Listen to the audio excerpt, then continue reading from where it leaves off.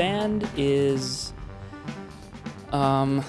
me and my closest friends, mostly, and there's the band that made the record, which is a large ensemble and broken up into different groups and, trios, quartets, a dozen people at once, soloists, all these kinds of things. And that's drawing from people I've known for a really long time, and people who are musicians I grew up with, musicians I met while I was on tour, people who play in indie rock bands or jazz bands or live in academia, just like a really eclectic group of close friends and interesting players. And then the band that's on tour right now is kind of a core group.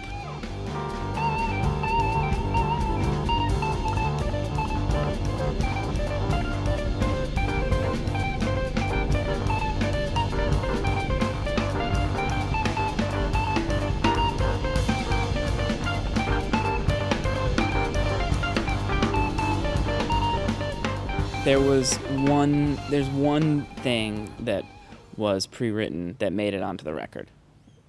And the rest of the record is purely improvised, but then deconstructed and reconstructed by me in post-production, doing manipulation and editing and things. So it's kind of like the way that we made this last record was kind of like improvising and then manipulating the improvisations into compositions, kind of trying to go back and forth between those two ideas freely.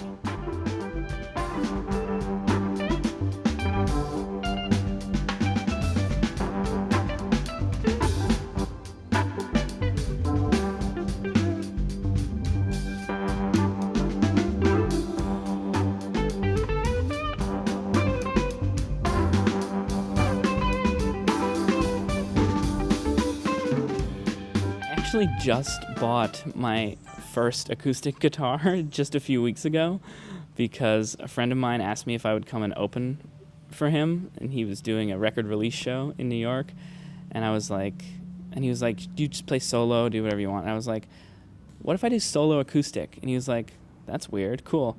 So I went out and I bought myself a little cheap parlor guitar. I'm not really an aficionado of the acoustic guitar. I've always inherited acoustic guitars from my friends, so I've always had them around, but I don't gig with them very often. I use them in the studio sometimes, but I don't know, I haven't quite found my way there.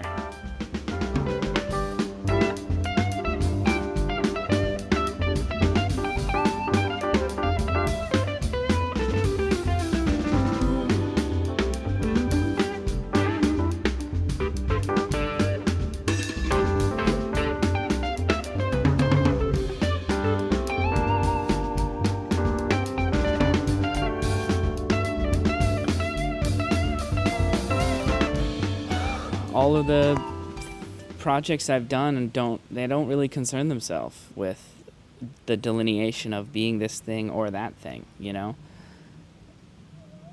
When people ask me what my record is or what the band does,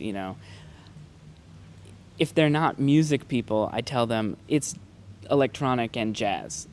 But that's kind of not really the point at all, I think people who are here at this festival, people like you and I who, live and breathe music, I think that stuff isn't really important. And so for me, something like this, where there's such a wide swath of different approaches to whatever the loosest version of jazz could possibly be called, is great. That's the whole point.